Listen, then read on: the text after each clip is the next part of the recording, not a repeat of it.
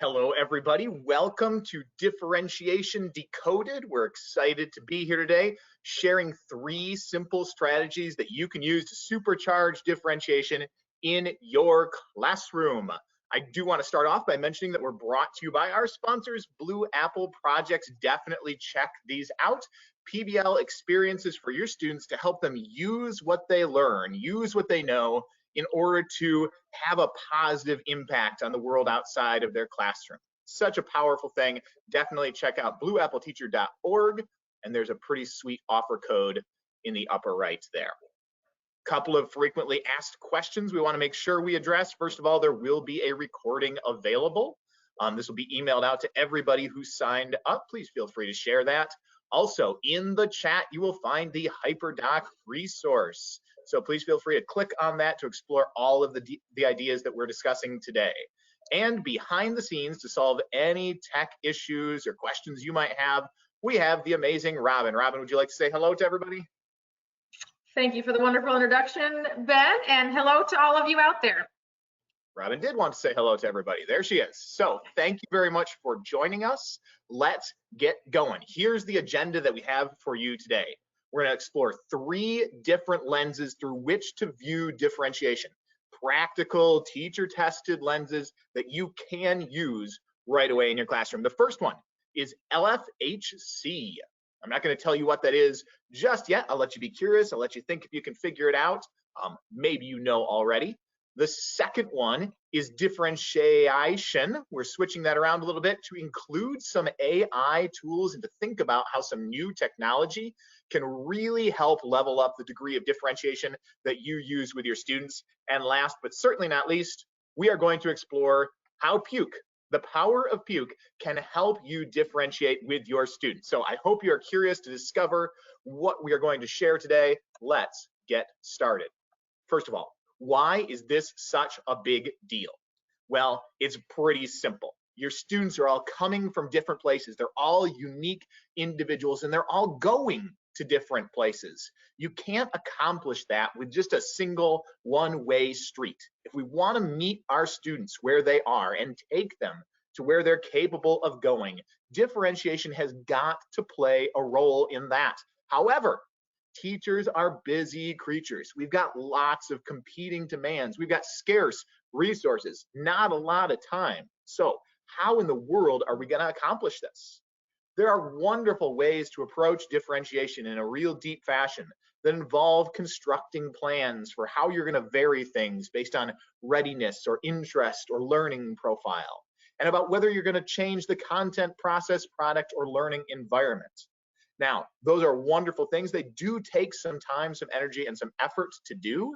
Today, we're going to focus on some things that are a little bit simpler. So we're going to try and take that complicated, theoretically complicated process and find ways to elegantly meet the needs of different students in a way that doesn't demand too much time, energy, or effort from you. So the first way I want to explore to do this is the LFHC, which stands for low floor, high ceiling activities. What it is an activity where anyone can find success. Even struggling students are going to be able to find some success.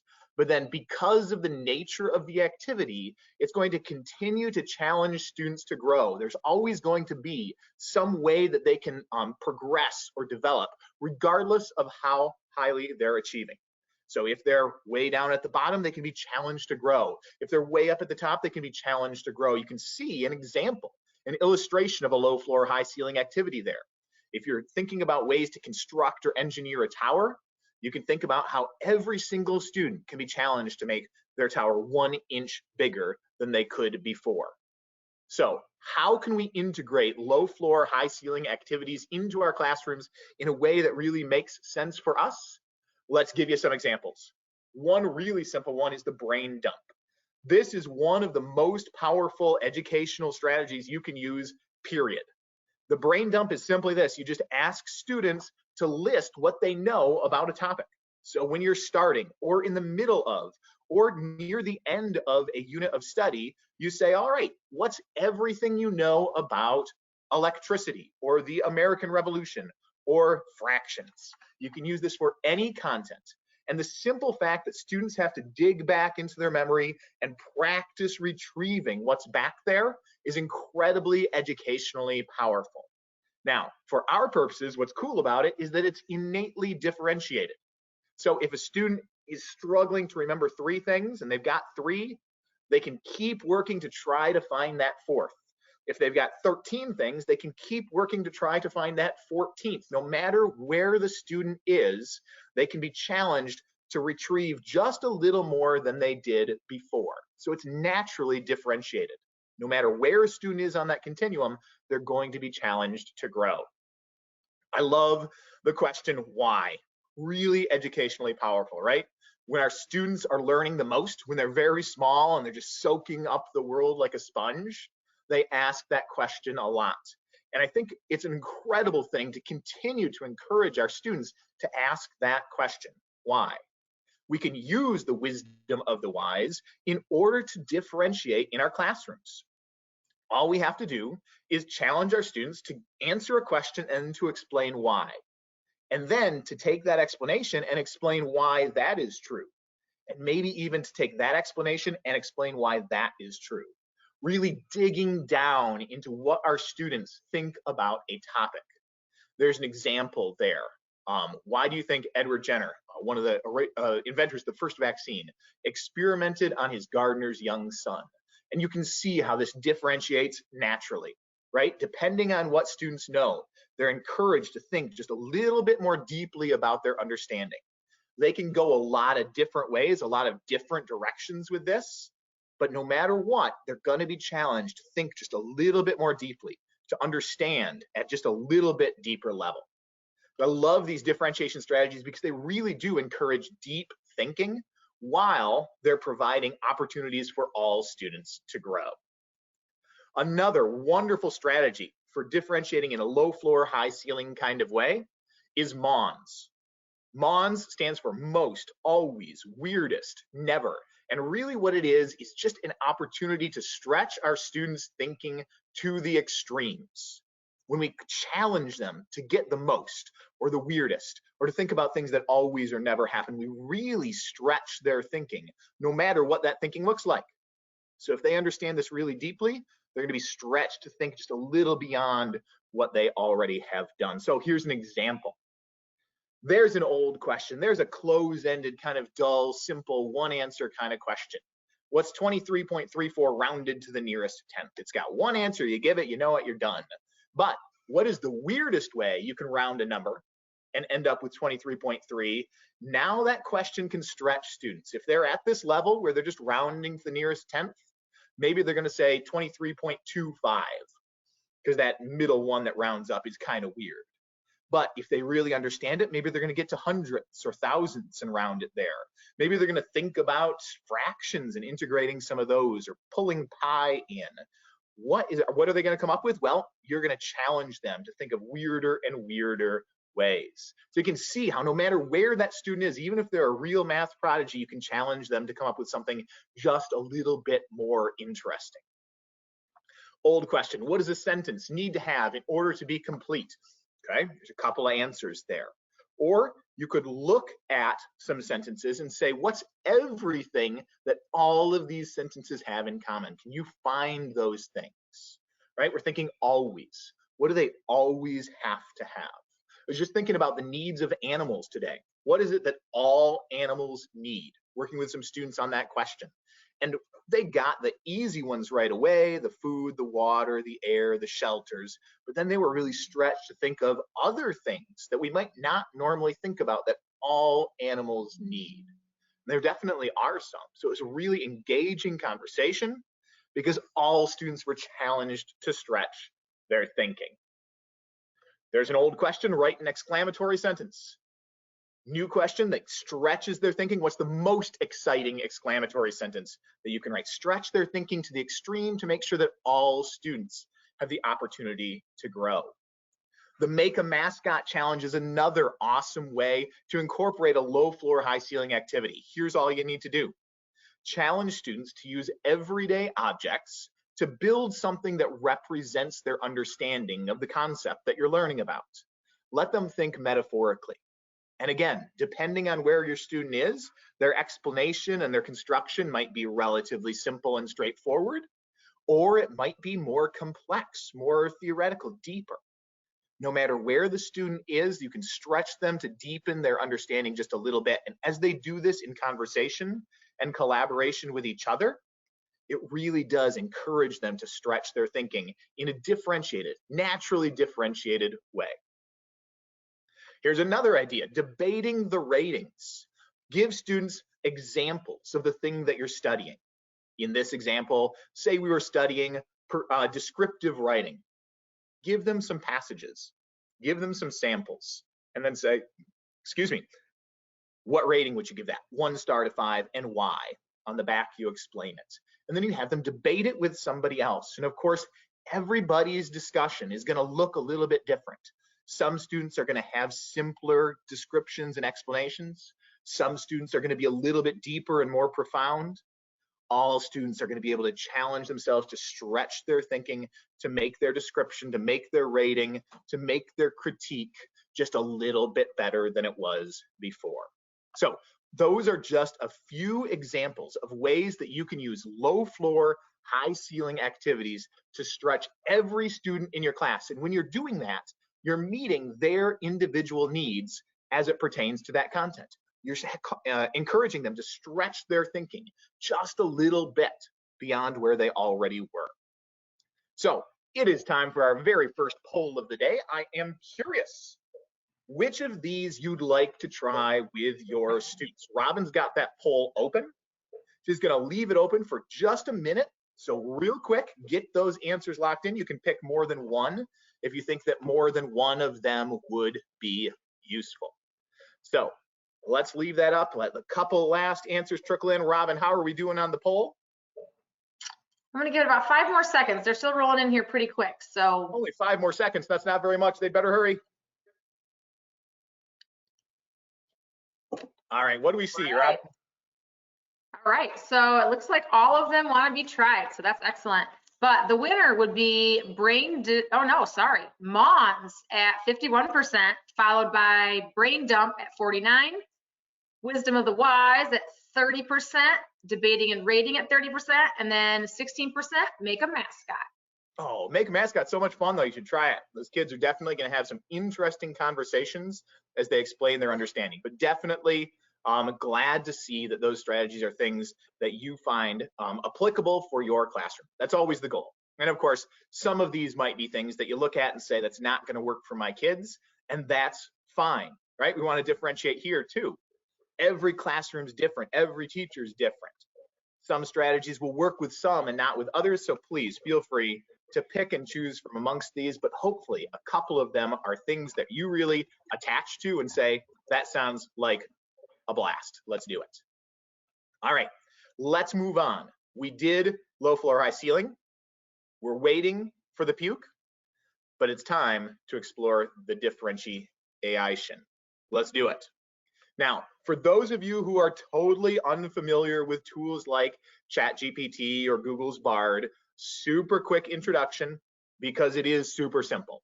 If you go to one of the websites and all you have to do is Google ChatGPT, it'll be the first thing that comes up, and you click sign up. It's going to bring you to a place where you can sign up. You can use any of the common authenticators like signing up with Google or Microsoft Access or Apple ID. As soon as you click that, you're going to get into a screen that looks like this. Again, it's so simple. There's just a box at the bottom right there. And if you click there, you can ask it anything. Anything that can be described using words, it can work with. So for instance, as a teacher who's interested in differentiation, I might have some questions in a worksheet that are going out to my students, but I want to differentiate. I want to create some easier ones and some more challenging ones. So I just ask it. Here's some questions that I'm doing. Can you create a set of 30? So 10 are easy, 10 are medium, 10 are hard. Boom. I asked it, and that's what it came up with. It did an outstanding job. You can see the easier ones are a little easier. The similarly easier ones are about like the questions I started with, and the slightly more difficult are just a little bit more difficult. It's called Chat GPT for a reason. So if you don't like anything, you can chat with it. You can just say, I think the challenging ones aren't challenging enough. Can you make them a little harder so that they include some questions with 3 digits? And it will dutifully comply with your request.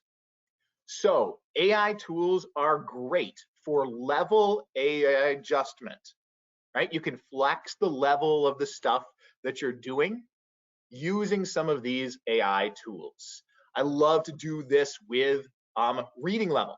So if we're doing a passage in science, and I've got some students who are struggling readers, and I want them to be able to access the content, but I want it to be written at a reading level that's appropriately challenging for them. Any content that I'm doing, if I copy and paste it and ask for it to be adjusted, I can say, write it to a 1.7 reading level, and it will adjust. If I've got some students who need a challenge, I can say, write it to a 6.7 reading level. I can take that and shift that level up, write it in a way that would be appropriate for a high school or a college student, right? It can adjust the reading level by changing the words and the phrasing so that it's appropriately challenging and allows all students to connect with the same content. So adjusting levels, reading levels, challenge levels, difficulty levels, that's a wonderful way to use some of these AI tools to meet your students where they are. You can also do it for interest AI adjustment. So if you've got some students who are really obsessed with baseball, and you've got some math questions, some story problems, you can adjust them all so that every single one uses the same numbers, the same mathematical concepts, but they're all oriented around baseball or horses or outer space. No matter what your students are interested in, you can flex things, you can change things so that your students see, hey, there is an effort here to connect with the things that I care about, right? So interest adjustment is another great way to put these tools to work for you. You could even write them about horses playing baseball in outer space if you wanted to. Really, the only limit is your imagination. Another wonderful way to use these tools, I'm having so much fun with this one right now, is to let your students have conversations with some of the people who you might be studying. So if you are learning about Genghis Khan or Thomas Jefferson, it can be like they come to your class and interact. Your students can ask them questions. All you need to do is ask the system, hey, here's a letter my 4th graders wrote to Thomas Jefferson. Could you respond as if you were Thomas Jefferson answering their questions? It's a wonderful conversational way for students to learn. Their specific curiosities can be explored. The specific things that they don't quite understand, you can zero in on. So I love this pen pals from the past idea. So this is an example of a letter that came back from Thomas Jefferson to some of our students. Very simple, written in his voice, based on his life experiences and his understandings of the world, but I can make it in a way that 4th graders will understand. So cool. And it doesn't obviously just have to be Genghis Khan or Thomas Jefferson. If you want them to learn from Leif Erikson, you can do that.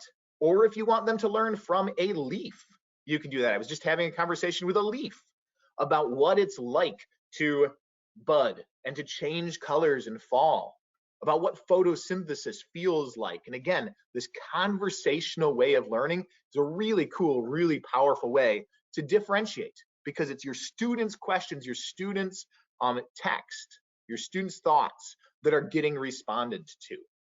You can have them interrogate a rhombus or a rectangle.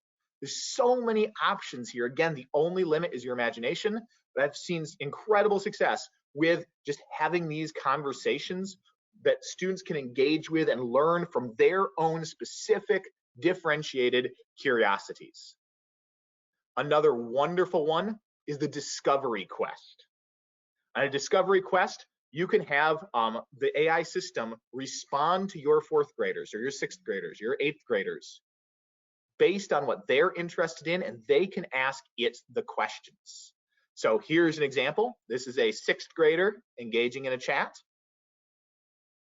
They want to learn about swimming. So all of a sudden, we're going to learn a little bit about in swimming. We share some interesting information. Maybe they want to zero in on competitive swimming. Maybe they just joined a competitive swim team. And so GPT will talk about some different things they need to consider.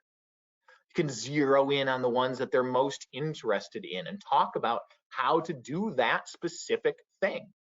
So I do want to point out, for most of these tools, you got to be 13 at least to use them. So I do this as a whole class kind of activity, but it's a wonderful way, again, to let your students follow their curiosities, to say, all right, what are we interested in? What do we want to explore? And when you take that exploratory angle on learning, it's going to be differentiated because they can pick and choose. You can see, even right here, the topic that they're learning about, the specific element of that topic, the pieces of it they want to focus on. We can really zero in on the things that are of interest, or the things that they don't understand about whatever topic you want. So as you think about some of those options, let's open up poll number 2, Robin, and let's see what people are interested in. Level AI adjustment, interest AI adjustment, the pen pals interaction, or the discovery quest. Again, you can pick more than one if you want to try more than one. Robin's going to leave that open for just a little while longer. All right, let's close it down. Close it out. Go ahead, Robin. All right, so then you're making me say some of these weird words you made up. But at the top, pen pals at 67%, followed by level AI adjustment at 46%, followed by interest AI adjustment at 28%, followed by discovery quest at 21%. Outstanding. And again, picking and choosing, providing some freedom of choice, that's a natural way to differentiate. When you integrate that into your classroom, choice into your classroom, you are doing differentiation. That's a wonderful thing to remember. And also, Robin, wonderful job of pronouncing AI adjustment. That was expertly done.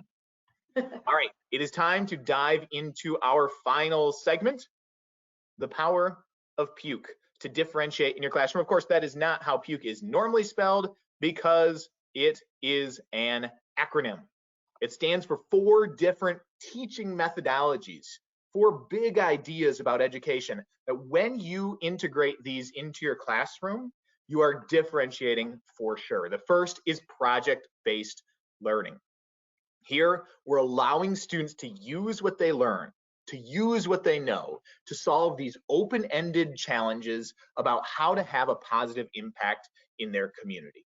So project-based learning is naturally differentiated because there's all sorts of different ways they can approach this based on their interests and their aptitudes.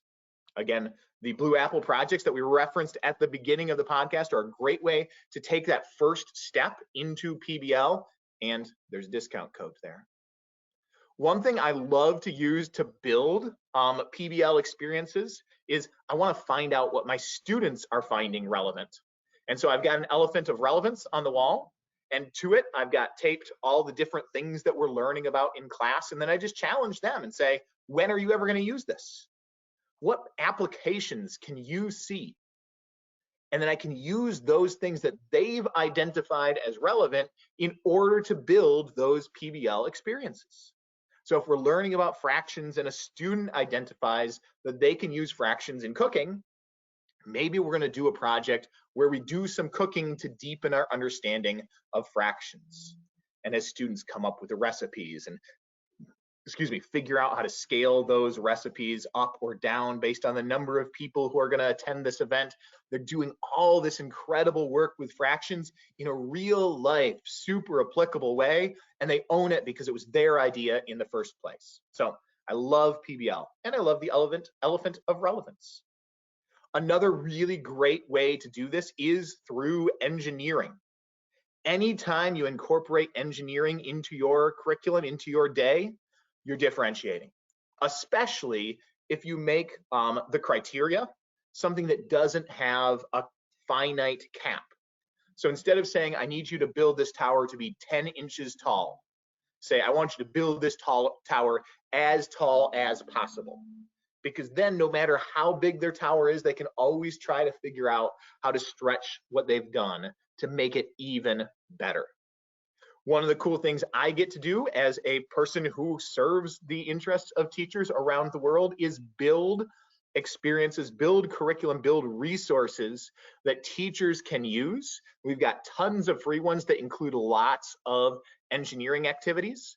Those are linked in your hyperdoc. So if you click on that resource hyperdoc, you'll see a link to the timely topics where there are just tons and tons of deep learning activities. Super simple, super straightforward, but lots of engineering integrated in there. There's also a link to 60 wrinkles on traditional engineering challenges. So if you'd like to take something that you've already done in the engineering domain and think about how to just change that to level it up and make it a little more interesting, there are lots of great ideas there for you. The third naturally differentiated way to teach is with writing. Every time students are writing, they're differentiating because they're expressing their understanding at their level in their own way. And last but certainly not least, when you are having students create stuff, things like one-pagers, things like building a lesson to help somebody else understand a concept. When they're exercising their creativity, they're doing that in their own way, based on their own understandings, and so it's naturally going to be differentiated. When they're making movies, when they're recording a podcast, when they're creating a poster, those random acts, well, maybe not so random, those intentional acts of creation are going to be differentiated. As a teacher, I always felt guilty. I felt like I wasn't differentiating enough. But when we come to understand that these things, like every time we have our students write, every time we have our students create something, we're differentiating for them. It can help assuage some of that guilt and help us to realize all the deep, rich differentiation we're doing every single day. Last poll. Let's open that poll up, Robin. Let's see which of those pukey ideas teachers want to do. Speaking of polls, after we're all done, there'll be one last survey at the end for you to fill out. You can enter for a chance to win fabulous prizes. So which of those would you like to try? You can pick more than one if you would like. And Robin, as soon as you feel an adequate amount of time has been given, close that thing down and let us know what we're looking at. All right, closing it down. All right, again, all of these want to be tried. So, but at the top is creation at 76%, followed by project-based learning at 53%, engineering at 45%, and writing at 32%. Marvelous, marvelous, wonderful. Again, pick and choose the ones that work best for you. So today, we explored low floor, high ceiling activities. We explored differentiation, and we explored puke in the classroom. My goal is for it to help you. Hopefully you can use some of these ideas to differentiate in a way that gets your students really engaged, but also that works with your schedule so that you can occasionally have time to read a book in a hammock or whatever different recreational activities you enjoy, because that matters too. So I want us to be able to differentiate, but I want you to be able to do it in a way that works for you. If you did like the approach that we took today, we'd love to connect with you and do some professional development with your school and your staff. So please check out blueappleteacher.org/flexpd to check out all the different options. There are tons of different things that we can help your school to learn about. Make sure to register for our next webinar with John. It's a nice AI picture of John right there talking about ways to battle boredom, coming up on December 13. Remember to check out Blue Apple Teacher for any interest in PBL that you might have. And last but not least, thank you so much for the time that you took today to learn about this interesting topic, and also for the work that you do every day. We do think that teachers have the most important job in the world, shaping the world that we're all going to live in for the rest of our lives. So thank you for the way that you impact the lives and the learning of your students. Again, stick around for that survey. Have a wonderful day. Thank you.